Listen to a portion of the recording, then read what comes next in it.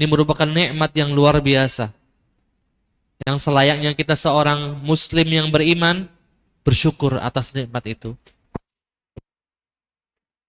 Ma'asyiral muslimat, tak lupa salawat serta salam tercurah kepada junjungan kita Nabi Agung Muhammad sallallahu alaihi wasallam beserta seluruh keluarganya, sahabatnya dan siapapun yang mengikuti mereka dengan baik hingga akhir zaman kelak. Ibu-ibu yang sama-sama mengharapkan keridhaan Allah Subhanahu wa taala, pagi hari ini kita masuk ke tafsir surat Al-Ma'arij, ya. Alhamdulillah kita masih diberi kesempatan usia untuk kembali mengkaji ayat-ayat suci Al-Quran, yang mana ini merupakan salah satu tujuan mulia diturunkannya Al-Quran, yaitu liyadabbaru ayat ini. Al-Quran kita jadikan pedoman hidup, maka kita tadaburi ayatnya. Salah satu cara mentadaburi ayat Al-Quran yang kita mengkaji ayat Al-Quran, alias seperti ini, ngaji tafsir. Ibu-ibu yang dirahmati Allah Subhanahu wa taala, kita masuk ayat yang pertama. Sa'ala sa'ilum bi'adzabin waqi'. Ada orang yang meminta dan mempertanyakan soal datangnya azab kepada Nabi Muhammad SAW. Otomatis yang nanya ini orang kafir di zaman itu. Diriwayatkan yang menanyakan itu adalah An-Nadhr. Sebenarnya ibu-ibu yang dirahmati Allah Subhanahu wa taala, yang senada dengan ayat ini banyak, di mana orang-orang kafir menantang Nabi, ya. Nah, azabnya katanya yang nggak beriman mana azab, mana coba datangkan azab. Yang menantang seperti ini banyak. Beberapa didokumentasikan oleh Allah dalam Al-Quran. Dan bukan cuma sama Nabi Muhammad, nabi-nabi yang lain juga kayak gitu sama. Ditantang sama orang-orang yang kafir yang nggak mau mengikuti dakwahnya Nabi tersebut, ditantang, coba mana. Kalau sudah turun azab sudah nggak bisa taubat kan. Surat ini surat Makkiyah, jadi posisi Nabi masih di Mekah ya, masih penuh dengan intimidasi, ancaman, tekanan dan lain sebagainya. Saya bawakan di sini Quran surat Shad ayat 6. Ibu bisa buka yang membaca yang bawa mushaf Al-Quran. Di situ sahabat, di mana maknanya di ayat itu mereka minta diturunkan azab. Qalu rabbana ajil lana qittana ya qabla yaumil hisab. Orang-orang musyrik ya, minta keburukan. Yang minta azab berarti kan minta keburukan atas dirinya dan kaumnya. Ajil itu percepat. Ngomong terus, nanti orang yang aku nanti turunkan azab, coba sini. Gak usah ngomong nanti pas kiamat, sekarang deh. Bayangkan, ini orang kafir sampai nanti kayak gitu. Ya azabin waqi' itu pasti terjadi. Nah, ma'asyiral muslimin, a'azzallahu wa yakum. Di tafsir Ibnu Katsir mengatakan yaqulu ta'ala mubayyinan li jahlil mu'anidin. Allah sedang menggambarkan, menceritakan betapa bodohnya orang-orang yang menentang dakwah Nabi. Dan tantangan mereka untuk azab ini diturunkan segera. Ya, harga banyumasnya iki jajal di azab. Ini omongan seperti itu.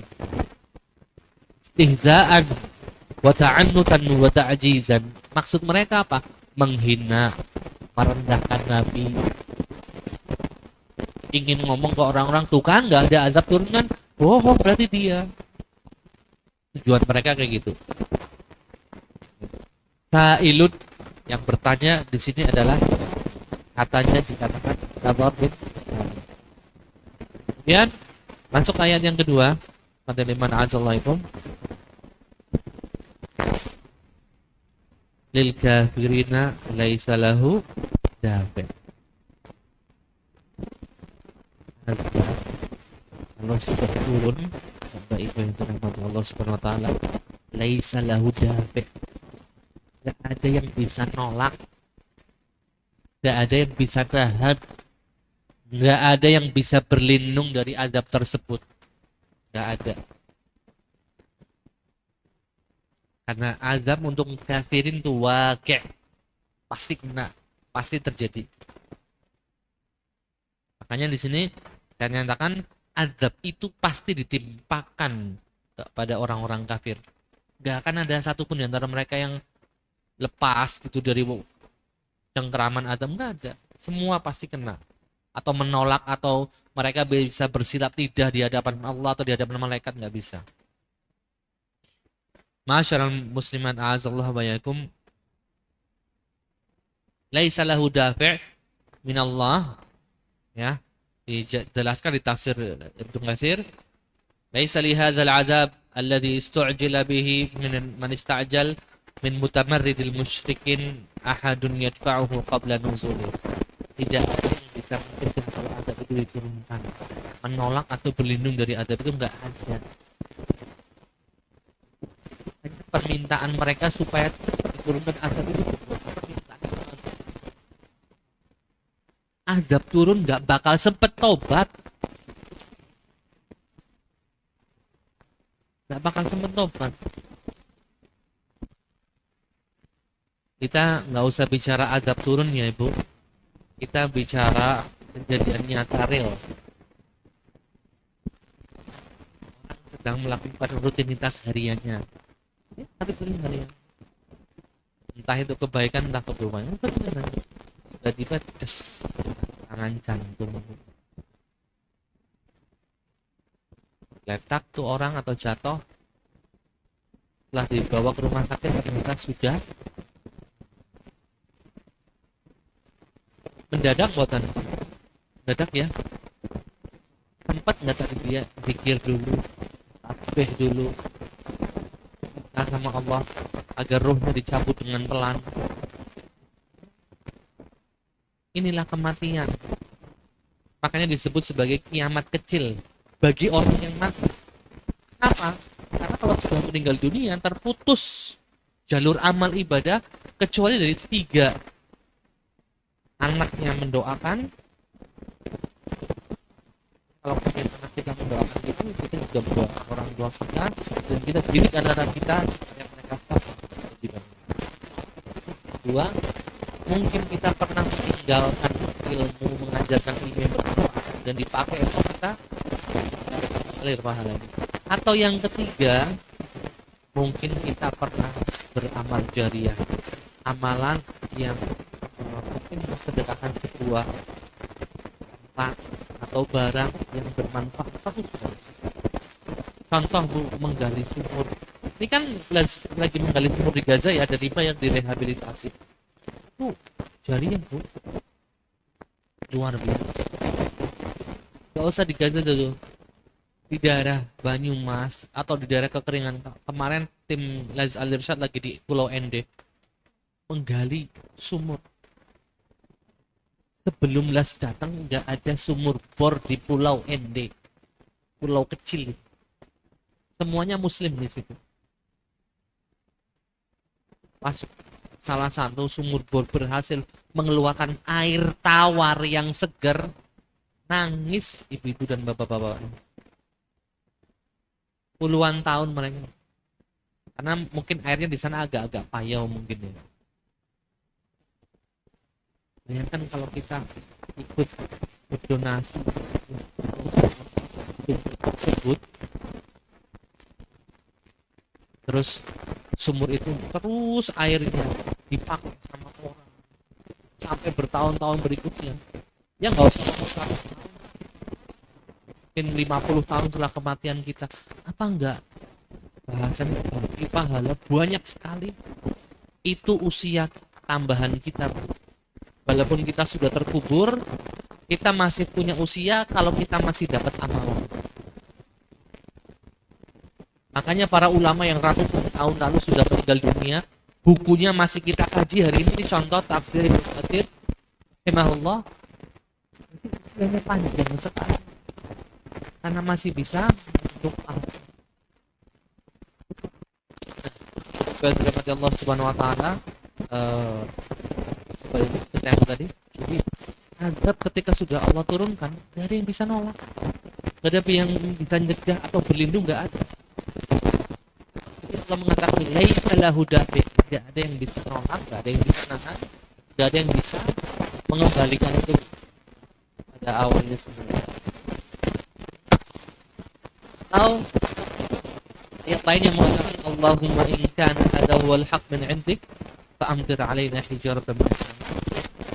Nah, orang yang berdoa, orang juga diriwayatkan Allah bin Harith mengatakan kepada Rasulullah atau di hadapan umat Islam, ya Allah, kalau ini benar yang dikatakan oleh Umar bin Khattab, dia beralaih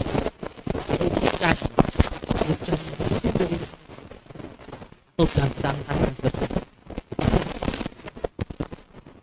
terhadap muslimat itu dalam menghentikan hal itu. Orang-orang minallahi dzil ma'arij, yang dimana adab itu datang dari Allah, yang Allah itu punya ma'arij. Ma'arij itu terjemahkan sebagai tempat-tempat naik, tangga-tangga menaik ke langit, ibadah para malaikat naik ke langit lewat situ. Bisa juga disebutkan al-ma'arij itu kemuliaan, keagungan, yang mana Allah memiliki al-ma'arij, kemuliaan, keagungan. Ini saya terjemahkan tafsirannya memiliki tempat-tempat naik untuk para malaikat agar dapat naik ke langit. Pendapat lain mengatakan yang dimaksud adalah Allah memiliki keagungan. Muslimin a'adzallahu wa iyyakum. Nah, ini juga salah satu ayat yang maha kepada Allah, luar biasa. Dengan keagungan Allah, kita itu sudah harus beriman kepada Allah Subhanahu wa Ta'ala. Ta'rujul malaikatu warruh, yang dimana para malaikat-malaikat dan roh di sini diterjemahkan sebagai malaikat Jibril. Kenapa disebutkan lagi padahal sebelumnya udah disebutin malaikat? Karena Jibril adalah malaikat yang paling mulia. Maka dari itu Allah menyebutkannya lagi. Ada yang mengatakan roh adalah arwah-arwah manusia yang naik ke langit, arwah-arwah orang yang beriman yang naik ke langit. Kalau arwah-arwah orang kafir kan dihempaskan ke dasar. Kalau arwah orang beriman diangkat ke atas. Ta'rujul malaikatu warruh ilaihi fi yaumin kana miqdaruhu khamsina alfasana. Para malaikat naik kepada Allah Subhanahu wa Ta'ala, yang mana sehari kata Allah kana miqdaruhu khamsina alfasana. Sehari itu hitungannya bagi kita itu kayak 50.000 tahun.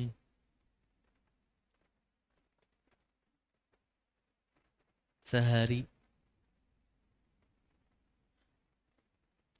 Di sini saya bawakan penjelasan dalam sehari yang kadarnya sehari itu di hari kiamat 50.000 tahun. Para makhluk akan menghabiskan tenggang waktu tersebut buat apa? 50.000 tahun. Banyak pendapat yang menyebutkan di situ, namun saya lebih ke arah di mana mereka itu menunggu persidangan. Yang setelah persidangan itu, jadi proses bangkitnya manusia dari alam kubur, terus menunggu di padang mahsyar itu disidang satu-satu. Nah, terus masuk ke surga, yang penduduk surga, neraka menunggu neraka, itu total 50.000 tahun. Jangan nggak ngebayang. 100 tahun aja kita nggak kebayangin ya, Bu. Sudah ada yang usianya 100 belum? Belum ya. Kemarin saya lihat ada berita katanya nenek 100 tahun, 106 tahun. Ya. Tapi beritanya kurang pas 106 tahun masih bisa menari. Harusnya 106 tahun masih bisa ngajar ngaji gitu ya. Kan keren.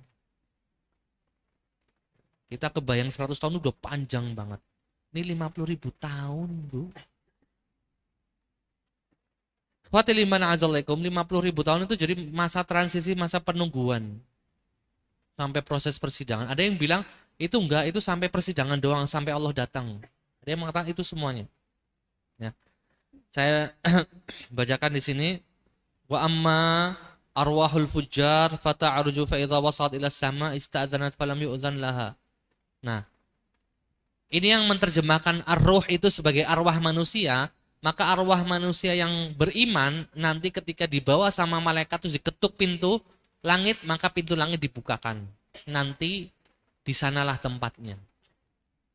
Tapi kalau ternyata arwah itu kafir, munafik, maka baunya busuk. Sangat busuk sekali. Ketika malaikat pencabut nyawanya mengetuk pintu langit, tidak ada yang membukakan pintu langit. Akhirnya itu roh dihempaskan, dihancurkan ke dasar bumi. Masuklah dia di sijil. Kalau orang-orang beriman, illiyin, itu kan ada di surat Al-Mutaffifin ya. Kalau orang-orang yang kufar di mana? Sijin ya. Sebutkan di surat Al-Mutaffifin, kita sudah lewat surat Al-Mutaffifin. Jadi dari pertama nyawa dicabut, mereka sudah merasakan azab.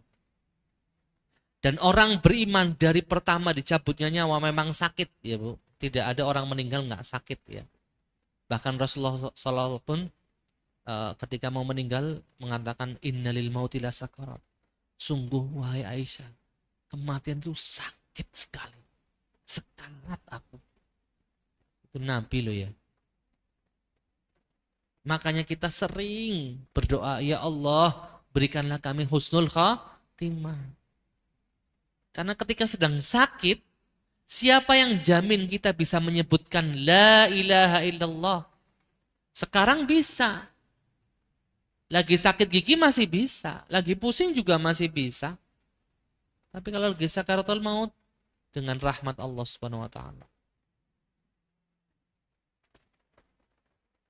Ma'asyiral muslimat a'azallahaikum, itu dari perjalanan roh yang beriman dan yang tidak beriman.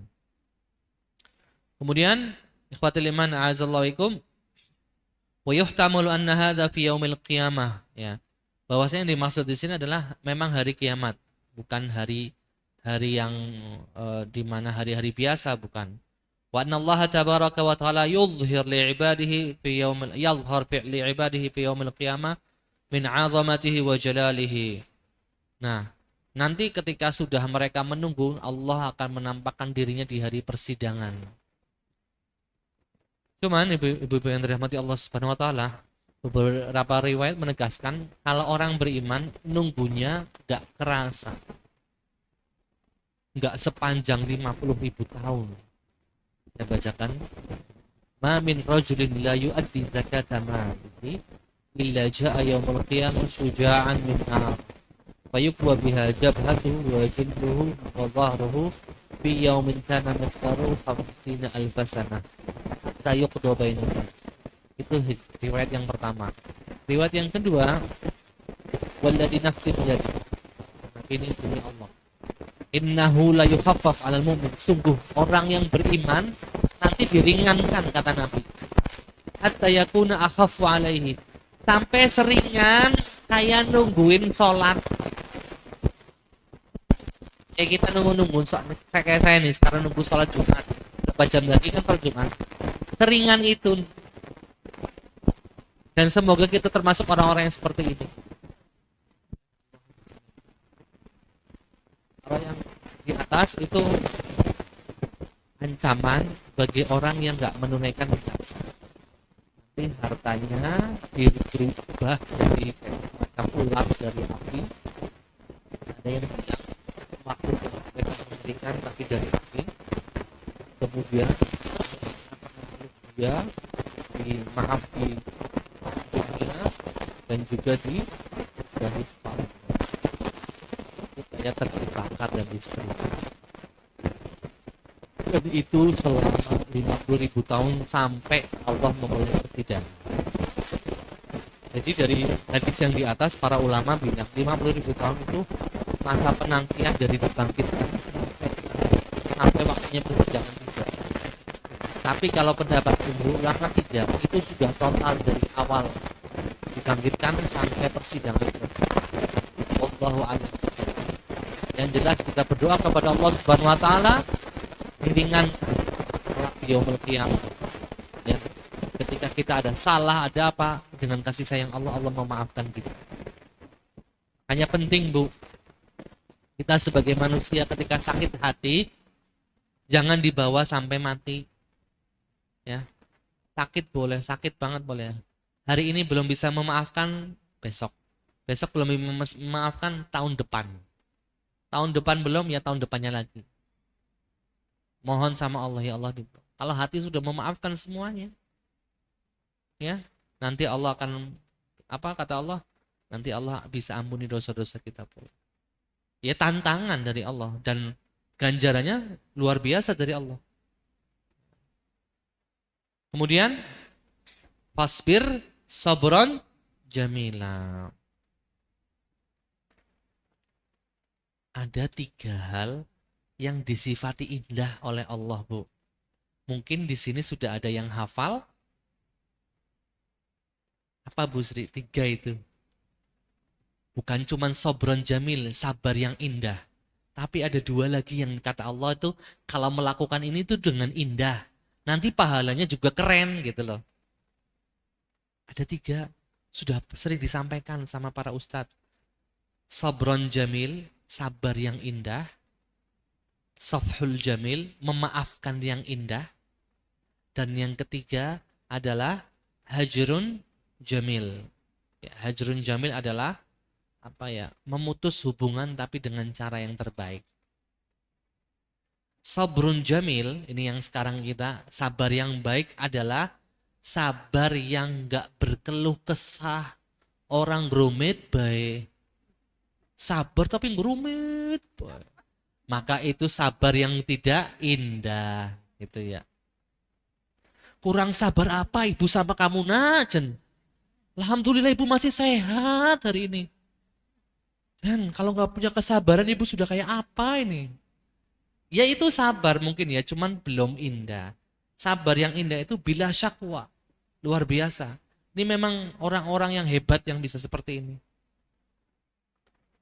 Sabar nih.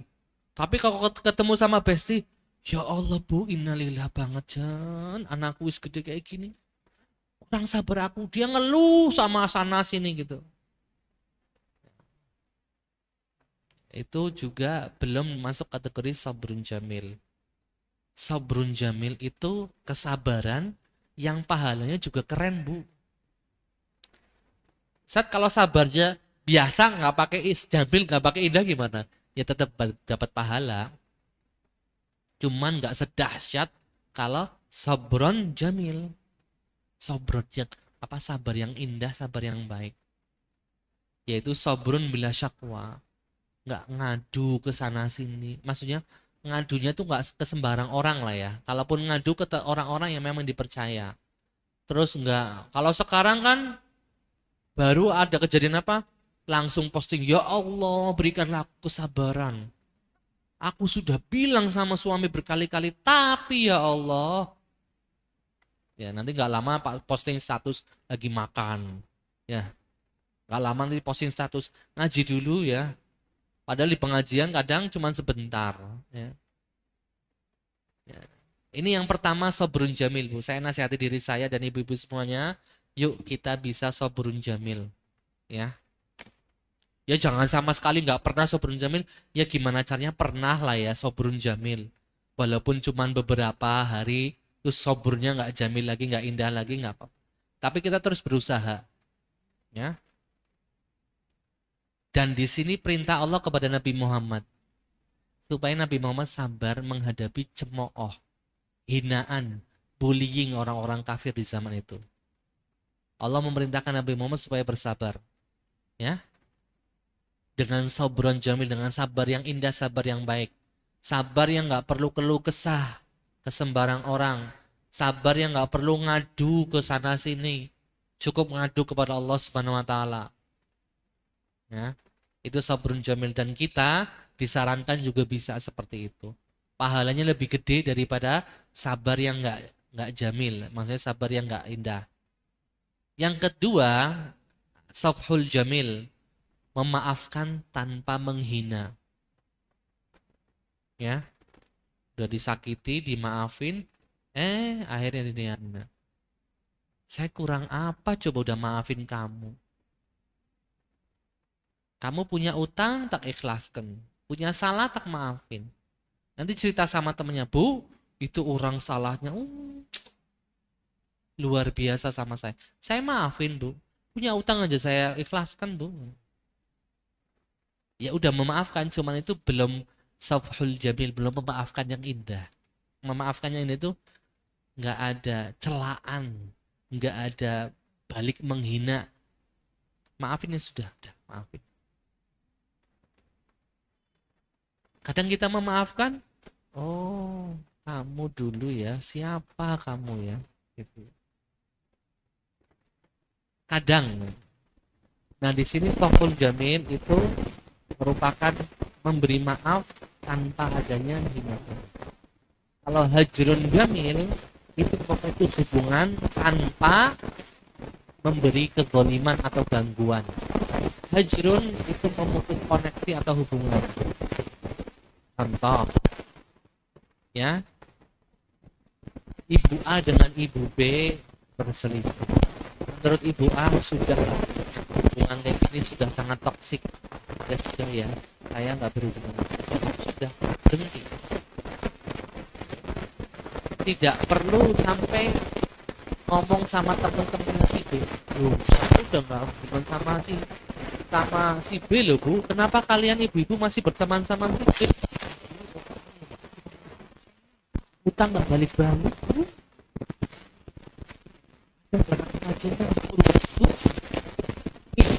Padahal ini sudah putus koneksi ya, sudah nggak berteman, sudah nggak apa karena ingin menjaga diri lah ya. Mungkin kalau berteman sama B, bawaannya pengen ngamuk terus mungkin gitu ya. Jadi dia stop dulu lah, menjaga diri.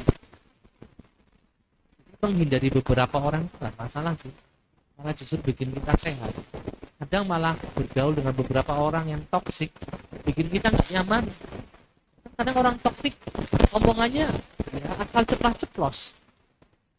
Sambal pedesnya sih enak, kalau dia pedesnya inilah gitu sampai ke hati. Nah orang-orang yang seperti ini dijaga jarak gimana Ustaz? Nggak masalah, itulah hajrun jamil.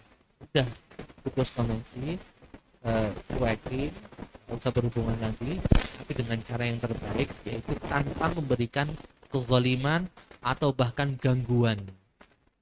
Ya, termasuk juga ini kepada suami yang sedang menghajar, bukan memukul ya, hajar di sini pakai bahasa Arab hajimro, artinya nyuekin, karena sebuah hukuman kan ada dalam Al-Quran itu tahapannya.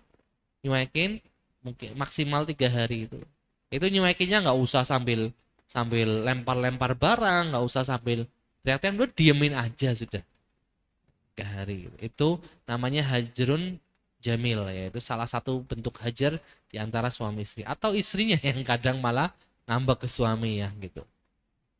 Nah itu 3 itu Bu yang diminta sama Allah, lakukan dengan yang indah, yang terbaik. Sabar, kemudian memaafkan, dan hajar artinya putus koneksi, putus hubungan atau menyuekin pasangan di waktu tertentu. Innahum yarawnahu ba'ida. Ketika Allah memerintahkan Nabi Muhammad supaya sabar dengan sabar yang indah, Allah jelasin, innahum yarawnahu ba'ida. Nabi, itu orang-orang kafir mikirnya azab itu nggak bakal terjadi. Kalaupun terjadi nanti jauh banget, kayak mustahil gitu. Jadi kamu jangan heran kalau mereka tuh minta didatangkan azab. Kayak yang ayat pertama tadi kan, sampai minta sa'alasan bi'adzabi waqi, minta diturunkan azab. Jadi jangan heran wahai Nabi kalau mereka kayak gitu, karena mereka mustahil, memandang azab itu mustahil. Ini juga berlaku bagi kita yang sedang mendakwahi orang-orang yang bertanya tentang Islam, ya, bertanya tentang surga dan neraka. Mereka nggak percaya, mana buktinya apa ini. Nah ikhwatil iman, orang kadang susah untuk percaya karena mereka menganggap itu mustahil. Anggapan itu yang mencegah orang untuk menghalangi orang untuk beriman. Nah, di tafsirin itu saya nyatakan, sesungguhnya mereka, orang-orang kafir dan munafik, kenapa nggak gampang ikut dakwahnya Nabi? Karena mereka memandang siksaan itu sesuatu yang amat jauh dari diri mereka dan mustahil terjadi. Ini yang menyebabkan mereka berani nantang, ya, berani ngelawan, bahkan meminta diturunkan azab. Ma'asyiral muslimat a'azallahu wa yakum, kalau orang yang menandang azab itu pasti terjadi, enggak bakalan berani menantang. Coba azabnya kayak apa? Enggak bakal berani. Yang ada coba doakan saya diampuni dosanya. Kayak gitu. Ma'asyiral muslimin a'azallahu, ingat orang-orang zaman dahulu kalau sudah kena azab tidak ada yang lepas ya, semuanya kena merata. Ya. Innahum yarawnahu ba'ida wa narahu qariba. Sedangkan kita, narahu, kita ini orang-orang beriman, melihat azab itu dekat, pasti akan terjadi bagi orang-orang yang menyelisihi perintah Allah. Neraka surga itu hak ada. Kita beriman. Kita beriman bahwasanya nanti ketika ditiupkan sangkakala hari kiamat, langit akan terbelah, akan pecah. Gunung akan tercabut. Ya, bertebaran, bertaburan, terbang ke sana sini, hancur, bertabrakan. Semuanya tanpa terkecuali. Dan kita mengimani itu, wa narahu qariba, kita ngelihat itu, kita memandang itu semua haqqul yakin, pasti terjadi. Ya, sedangkan kami memandangnya dekat dan mungkin terjadi. Ya. Yauma takunus sama'u kalmuhl. Langit itu meleleh, hancur, retak. Dulu pernah kami sampaikan kan bagaimana proses langit hancur. Yang pertama retak, kemudian ya hancur, kemudian digulung sama Allah Subhanahu wa taala dan akhirnya maura, meleleh dan hancur lebur ya. Makna al-muhl itu sebenarnya dari tembaga atau timah atau perak yang dilelehkan. Ya. Jadi Allah itu menggambarkan ke kita wa takunus sama'u kalmuhl, dan hari di mana langit itu kayak lelehan perak atau enggak tembaga. Meleleh bu, hancur langit. Padahal itu termasuk ciptaan Allah yang paling dahsyat langit. Berdiri kokoh tanpa tiang. Wa takunul jibalu kal'ihn, dan gunung-gunung itu berterbangan kayak ditiup bol. Jangan bola, kapas, kapuk ya, lebih kapuk ya. Kalau kita lihat pohon kapuk itu ya Bu, ya jatuh buahnya terus pecah, kan kapuknya berterbangan, cuman kena angin. Nanti gunung kayak gitu Bu, berterbangan saking ringannya. Apa mungkin? Mungkin aja bisa jadi Allah hilangkan gravitasi bumi, lepas semuanya, bisa jadi. Semuanya Allah hancurkan tanpa sisa. Ya, wa yauma takunus sama'u kalmuhl, itu penjelasan Allah tentang langit, kemudian wa takunul jibalu kal'ihn, dan Allah juga menjelaskan bumi pun hancur, enggak cuma langit tapi bumi juga hancur. Enggak ada yang tersisa di alam semesta kecuali Allah Subhanahu wa taala. Wala yas'alu hamimun hamima. Di hari itu di hari di mana alam semesta hancur, enggak ada besti nanya ke kondisi bestinya. Adanya lari tunggang langgang. Ya, kalau kita ada gempa, nanya di grup, pada ngerasain gempa enggak? Gimana rumahnya, aman? Gimana? Atau ada hujan besar, depan rumah tergenang air, di foto. Depan rumahku udah tergenang air Bu, jenengan gimana gitu. Masih inget temen, masih bisa nanya di grup. Tapi nanti di hari hancurnya alam semesta, enggak ada Bu. Wala yas'alu hamimun hamima. Hamim itu teman dekat, teman akrab. Kalau bahasanya anak muda sekarang tuh bestie lah. Enggak ada nanya bestinya, enggak ada. Nanya anaknya aja enggak, nanya ibunya aja enggak. Jadi sekali lagi tidak ada kerabat atau teman karib yang bertanya tentang keluarga atau siapapun. Karena apa? Lagi ngerinya kedahsyatan hancurnya hari dunia, bumi. sibuk dengan menyelamatkan diri masing-masing. Bahkan mungkin ibu-ibu menyusui melepaskan bayinya dari genggaman tangannya, saking dahsyatnya. Kalau banjir kemarin ada ibu-ibu yang memeluk anaknya ya, terus ada yang selamat, saya lihat itu di berita. Kemudian ada yang sedang memeluk anaknya, ini masih pakai mukena, meninggal, ditemukan sama suaminya setelah mengeruk tanah. Ya Allah, semoga Allah ampuni dosa-dosa umat Islam yang meninggal karena musibah banjir. Allahumma amin. Yubassarunahum yawadul mujrim. Nah, di hari kiamat nanti di padang mahsyar, Bu, yubassarunahum, mereka, kita itu bisa ngelihat satu sama lain, Bu. Tapi nggak ada yang nyalamin, salam, tanya kabar, nggak ada. Kita saling tahu. Oh itu si A, si B, si Z, tahu kita. Tapi nggak ada yang urusan dengan orang lain. Nggak ada yang nyari suamiku di mana, atau suami nyari istriku di mana, anakku di mana, ibuku di mana, nggak ada. Atau ibu nyari anaknya, nggak ada, Bu. Yawadul mujrim. Di hari itu orang yang pendosa, orang penjahat yang banyak dosanya. Mujrim itu artinya banyak dosa, banyak kejahatan. Atau juga mujrim adalah kata lain kafir dalam Al-Quran. Lau yaftadi, andai saja mereka bisa menebus diri mereka dari azab, ya, mereka akan tebus dengan anak-anak mereka, Bu. Mereka pengen menebus diri mereka. Jangan saya yang diadab, anak saya sajalah. Bayangkan, kalau kita di dunia ada anak, kenapa kita yang lindungi kan? Ya, kalau bisa kita yang sakit, jangan anak kita. Kan gitu, normalnya seperti itu. Nah, ma'asyarul muslimin, a'azallahu wa yakum, jadi di hari itu orang-orang kafir kepengen bisa nebus diri dengan harta yang dulu dia pernah punya di dunia, tapi nggak kebawa akhirat. Kalau harta kita kebawa akhirat nggak, Bu? Kita sedekah. Yang kita sedekahkan, yang kita berikan dengan keikhlasan kepada orang lain atau siapapun, kalau kita bawa ke akhirat. Jangan salah artikan sedekah itu yang kita sumbangkan ke masjid atau ke fakir miskin atau ke orang yang dibilang musibah. Sedekah itu macamnya, Bu. Bensin kita beli pakai uang ya, Bu.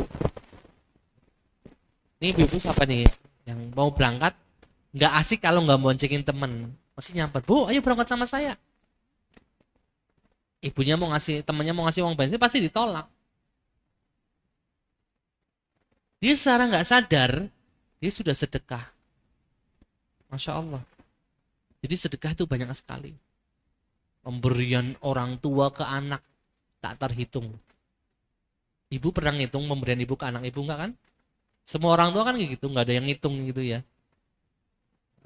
Bahkan anaknya sudah gede, udah punya pasangan, kadang masih dikasih, dibelikan baju, ya kalau lebaran kan gitu seorang ibu. Kalau di negara kita kayak gitu ya biasanya. Ini berlaku buat keluarga muslim ataupun non muslim. Tapi di negara-negara maju, negara kafir, kalau sudah gede sedikit hidup sendiri. Orang tua nggak mau nanggung, ya. Jadi jangan sangka orang kafir itu baik-baik. Banyak yang pelit-pelit ya. Sama anak sendiri aja perhitungan. Baik, nggak cuman menebus dengan anak-anaknya. Kalau nggak cukup anaknya, wasahibati, istrinya. Nih Allah ambil istriku buat ganti aku. Nggak cukup juga, akhihi, saudara-saudara kandungnya dikumpulin. Nih ambil ya Allah saudara-saudariku, ambil. Masih nggak cukup, mereka kepengen semua orang di bumi menggantikan posisinya dia. Tapi nggak bisa. Semua orang nanggung dosanya masing-masing, nggak ada. Wa fasilatihi allati tu'wi. Fasilah itu bisa diartikan keluarga, partainya, atau komunitasnya yang dulu melindungi dia, yang dulu dia berlindung di bawah partai tersebut atau kelompok tersebut ya. Nggak ada. Ya, nggak ada yang bisa. Entah dekat dengan nasab atau dekat ideologi, dekat apa, nggak ada yang bisa menolong orang-orang yang akan diazab oleh Allah Subhanahu wa taala. Kecuali siapa, Bu? Orang beriman yang dosanya nggak sampai ngerusak tauhid, nggak sampai kesyirikan, ya. Tapi karena dosanya besar dan banyak, maka dia akan ditetapkan menjadi penduduk neraka untuk sementara waktu. Entah sehari, sebulan, setahun, atau entah berapa lama tergantung Allah. Nah, di posisi itu bisa ada yang bantu. Siapa? Orang yang bisa memberikan syafaat. Tapi syafaat, Bu, itu milik Allah. Syafaat itu seperti kita ngelobi. Bisa seorang nabi, bisa seorang rasul, bisa hafid Quran,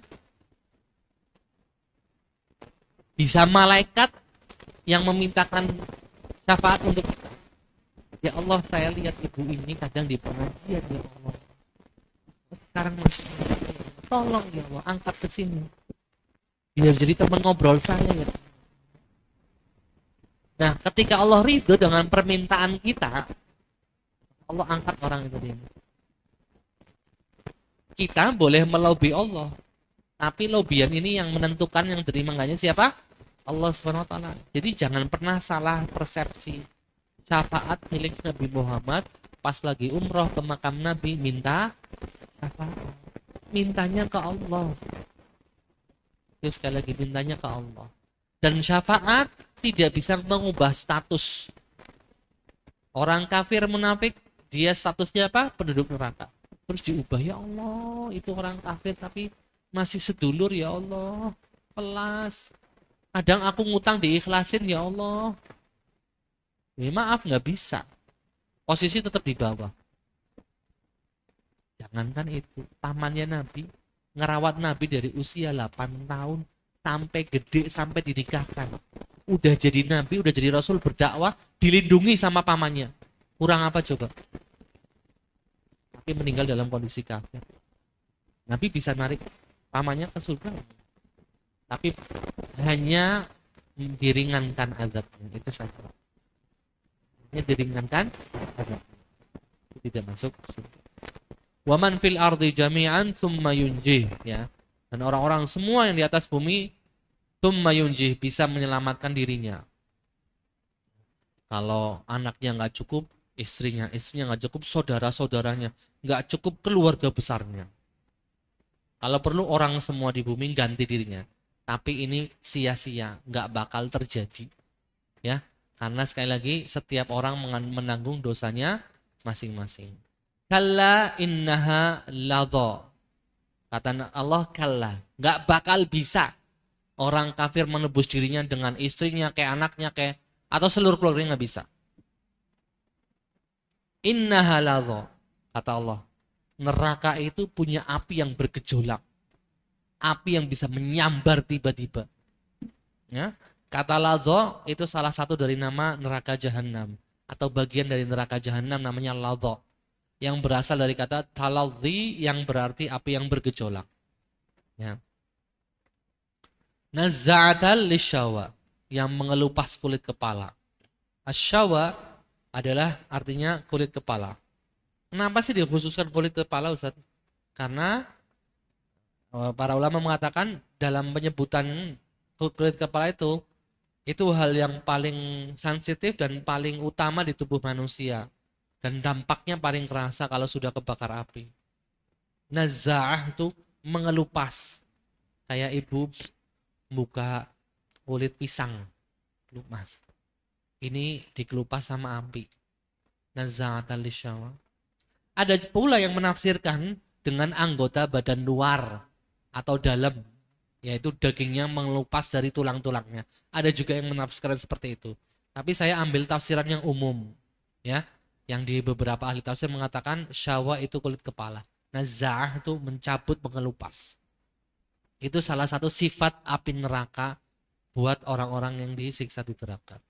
Semoga Allah menyelamatkan kita dan keluarga kita dari siksaan api neraka. Tad'u man adbara wa tawalla. Tadi yang katanya ladha, yang katanya nazza'atan lisyawa, itu buat siapa sih? Kata Allah, tad'u man adbara wa tawalla. Neraka tadi itu memanggil orang-orang yang suka adbaro dan tawalla. Adbaro itu apa? Orang yang gak mau tahu tentang kebenaran agama. Orang yang baru diajak diskusi tentang Islam, dia udah gak mau. Kalau tawalla sudah diajarkan, sudah dikasih paham tentang kebenaran, tentang Islam, masih berpaling. Namanya tawalla. Dua-duanya artinya sama. Berpaling dan menjauh dari agama. Tawalla dan ada. Cuman makna yang lebih mendalam, adbaro itu belum dapat ilmu tentang kebenaran. Belum dapat wawasan tentang Islam. Tapi kalau tawalla sudah dapat, masih berpaling seperti itu. Dan dua-duanya itu yang diincar sama neraka ladha. Yang kata Allah, naza'atal lisyawa, bisa mengelupaskan kulit kepala. Nah, saya di sini katakan idbar itu berpaling tanpa mau mendengar, langsung menjauh, bodoh amat. Kalau tawalli itu sudah mendengar, sudah dipahamkan, sudah mendapat peringatan, tapi masih ngajak ngeyel, ya bahasa orang Banyumas cengkal ngomong ya, masih kayak gitu ya sudah akhirnya. Nah, orang-orang yang seperti itu adalah disebut itu yang akan dipanggil sama neraka. Dan biasanya orang-orang yang seperti itu orang-orang yang nggak mau beriman tentang surga dan neraka, maunya hidup senang doang di dunia. Wa jama'a fa'aw'a. Karakter yang kedua, yang pertama kan adbara wa tawalla. Yang kedua siapa yang akan dipanggil sama neraka? Jamaah, yang ngumpulin harta tapi nggak mau zakat,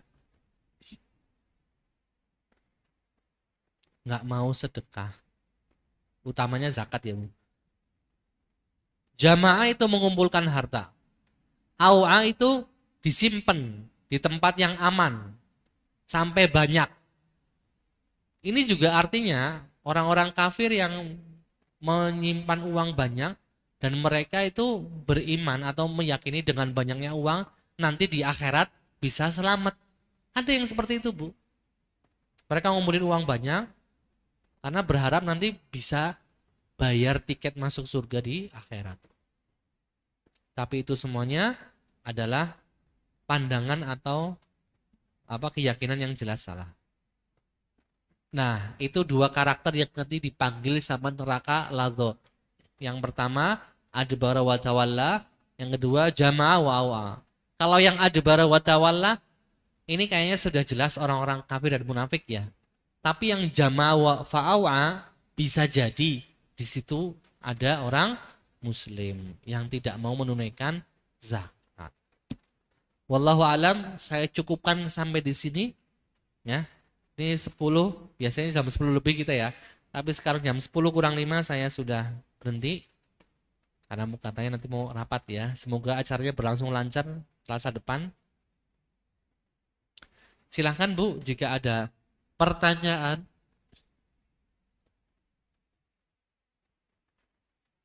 Berarti kita sampai ayat berapa ini? 14 ya? Monggo Ibu ada pertanyaan? 18, oke. Terima ada kasih. Ustaz. Monggo.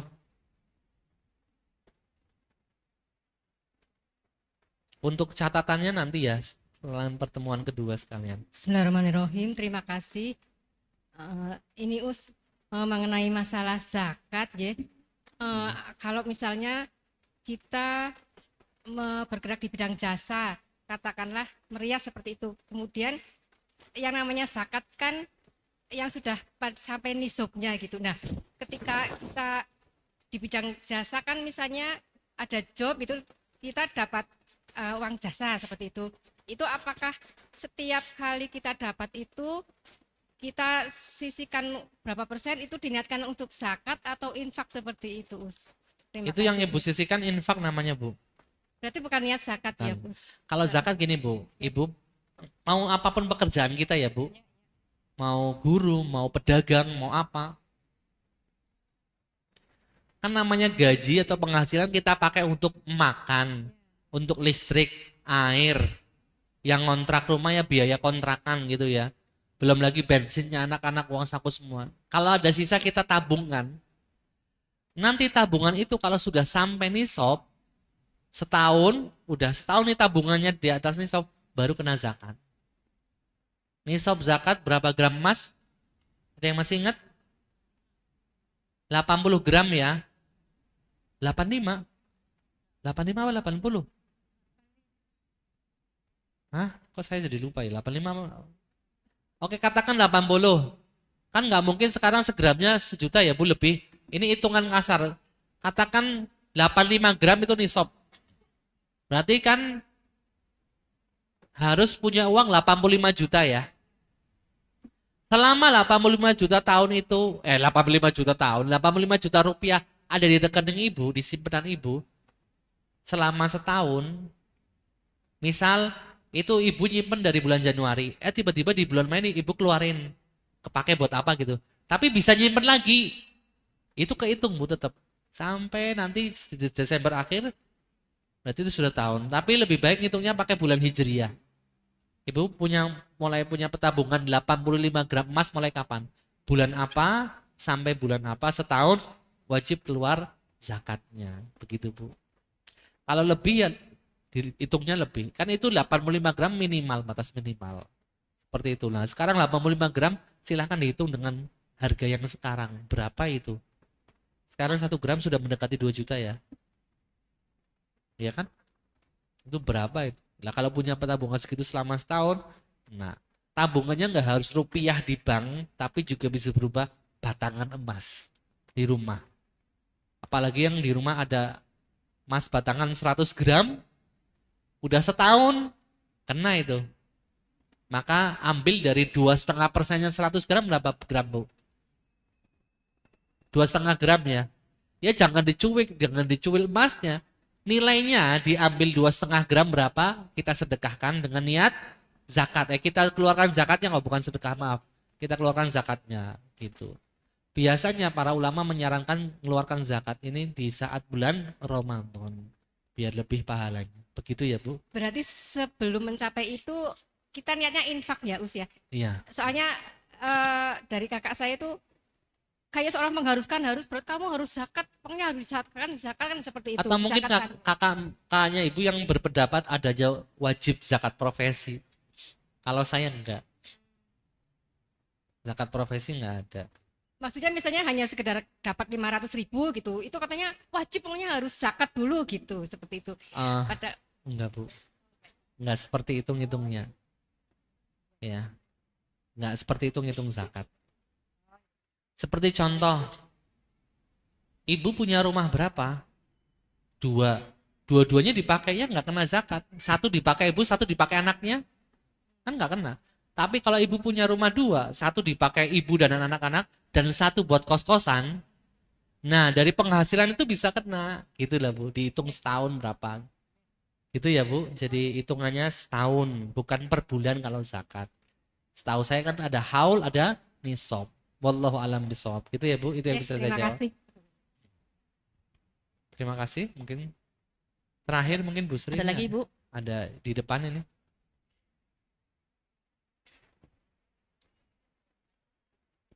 Zakat nomor? Oh iya. Setiap tahun. Setiap tahun. Oh iya.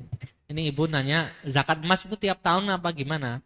Setiap tahun. Jadi misalnya Ibu tadi punya simpanan 100 gram, biar emasnya berkah, kita keluarkan zakatnya kan.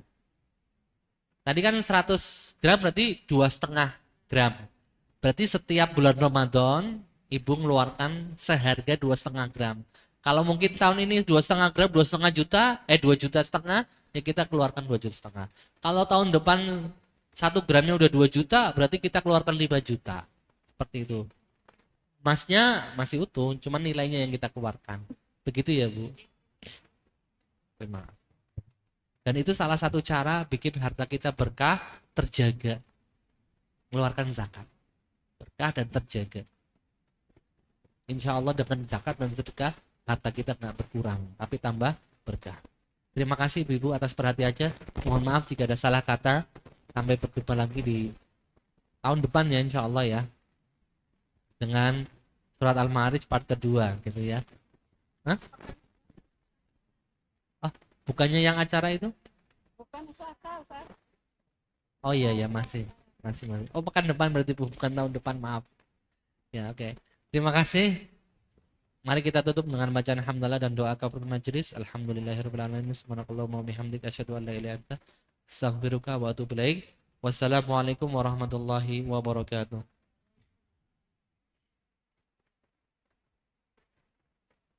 Alhamdulillahirrabbilalamin. Jazakallah khairan katsiran kepada Ustadz yang telah memberi ilmu kepada kita. Semoga ilmunya bermanfaat bagi kita semua. Amin. Baiklah ibu-ibu, sebelum kajian ini kita tutup, ada beberapa pengumuman. Yang pertama, mengingatkan kembali hari Selasa ada tabligh akbar yang akan diisi oleh Ustadz Ridho Febri.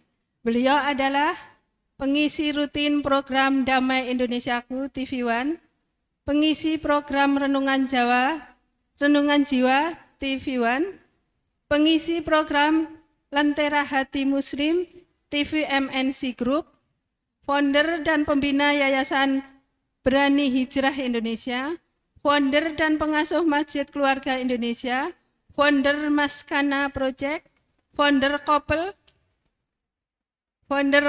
class, merawat cinta sampai surga, pemerhati dan konselor parenting Nabawiyah, dai pakar parenting, aktivis dakwah dan motivator hijrah. Monggo ibu-ibu mengajak saudara-saudara, teman, sahabat, tetangga, kakak, adik, suami, karena ini adalah untuk umum, bisa hadir pada hari Selasa tanggal 9 jam setengah 9, jam 8.30. Kemudian untuk informasi yang kedua, alhamdulillah infak pada hari Selasa tanggal 2 Desember 2025 sebesar 465. Diriring doa jazakumullah khairan katsira kepada ibu-ibu semua. Semoga Allah membalas kebaikan ibu dengan yang baik dan yang banyak. Baiklah, marilah kita tutup kajian ini dengan bacaan hamdalah dan doa kafaratul majlis. Alhamdulillahirabbil alamin. Subhanakallahumma wa bihamdik asyhadu an la ilaha illa anta astaghfiruka wa atubu ilaik. Mohon maaf jika ada kesalahan kami yang bertugas. Wassalamualaikum warahmatullahi wabarakatuh.